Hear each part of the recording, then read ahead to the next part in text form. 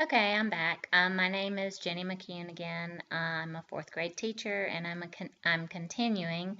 This is part two of my presentation for my genre study on picture books, nonfiction picture books that will help me in the study or to teach the um, events of the American Revolution. I'm going to continue talking about some of my other books or some of the other books I found that I really liked, and either I want to read them and share them with my class, uh, or I just, I think they need to be a part of a collection that you could have access to if you needed to go into specific avenues, or if the kids became interested in specific avenues, you would have that resource for them. One of the books I found that was written by, it's like Morphe, I can't pronounce it correctly, but last name is Ferguson Delano. Um, with Mount Vernon. This is a National Geographic book. So I really liked it. It's published in 2013 and it is called Master George's People. It's George Washington, his slaves, and his revolutionary transformation.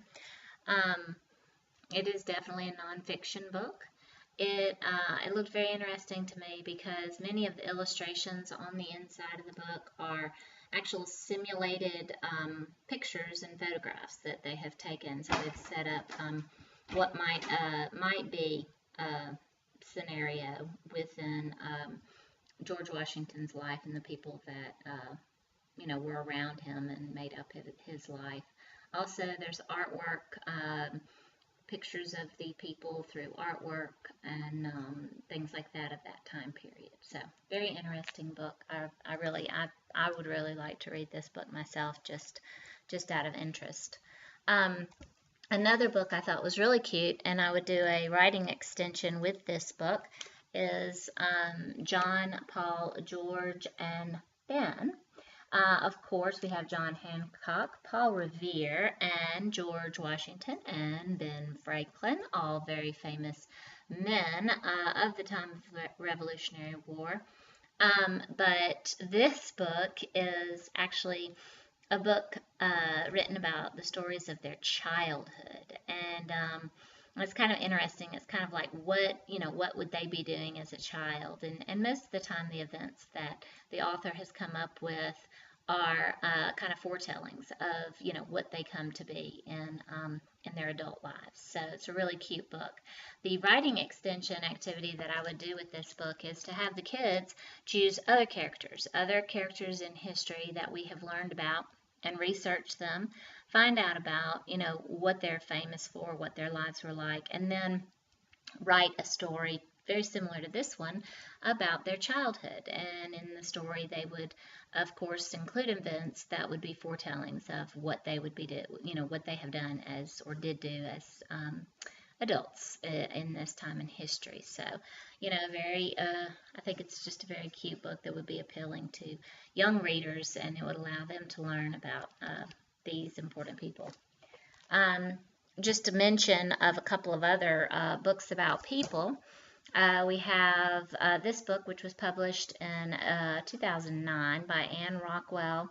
It's called Big George. Of course, it is about George Washington. I really like this picture on the front. I don't know why. I don't know what it is. He just looks, firm and strong. And I just thought the illustrations were really neat. And of course, it is a story about George Washington's life, how a shy young man became such a strong and important person. And then just another book about John Adams, which I mentioned John Adams earlier in an earlier book. This book, of course, can also help you just go through all the events or to review the events of the Revolutionary War through the life of John Adams, because all the events are mentioned or brought up that he is involved in. So it's really a good review. A lot of times the books that are about a person in this time period generally kind of give you that kind of summary of the events in the Revolutionary War and where that person was at that time. So that was another one.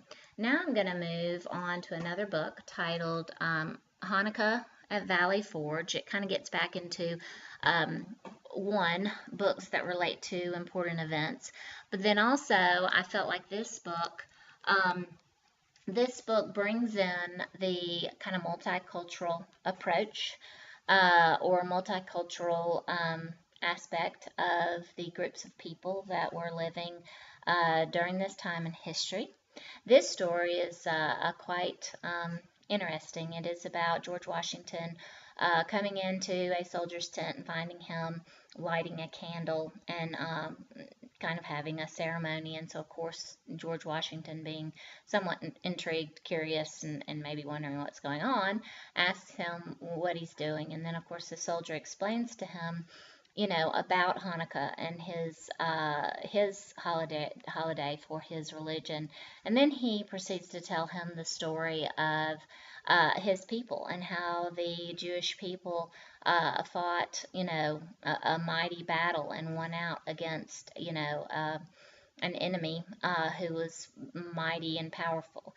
And so it was quite an inspirational story for George to hear at this time at Valley Forge in such a bleak time during the war. So I thought that was a really good book, and then it also brought, the diverse groups of people into the Revolutionary War occasion. Another book that I would really kind of move into either before or after that book. It's a really good book to help, again, the kids understand the multicultural aspects of the Revolutionary War. This book is called Everybody's Revolution. It's by Thomas Fleming, and it says it's a new look at the people who won America's freedom. And one thing that I did notice is that this book kind of gets people to understand, a lot of people don't think of the time of the Revolutionary War as being a time when a lot of diverse groups of people were involved, when actually that is quite the contrary. And this book explores all of the various groups of people that were involved, from different European groups to African Americans to women to young people, just all of the different groups and what their involvement was in the war. And it has some actual true stories and tellings of different individuals and different groups of people. So it's a very interesting book for young kids to explore and for a teacher to share. You might not be able to share that entire book, but you could pick and choose different stories to share with the class. Very good book. Of course, there are other books that you can share with the kids that, of course, just cover the Revolution, the heroes of the Revolution.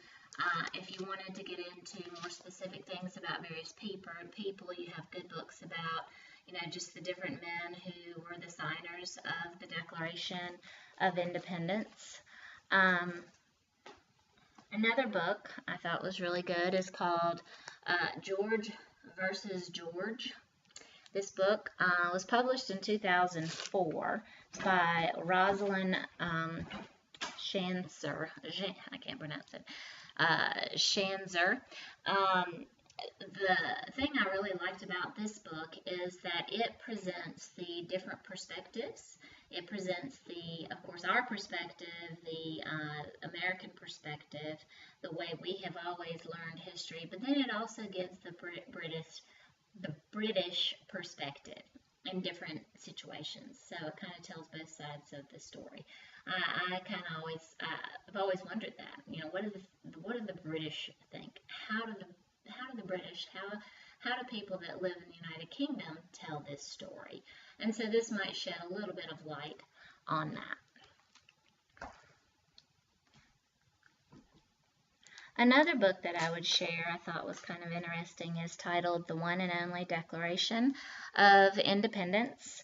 The thing that was interesting about this book, and this book is published in 2004, again a little bit older, but and it is by Judith St. George, but This book I thought was interesting because it actually presents the stories that we might hear them in history books, or we might hear them presented, and then it gives you what might be wrong and what might not be true about that actual story. So I thought this might be an interesting thing to share. You can just share tidbits of it with the students and maybe let them predict what is right and what is wrong, and so on and so forth. So I thought it was quite an interesting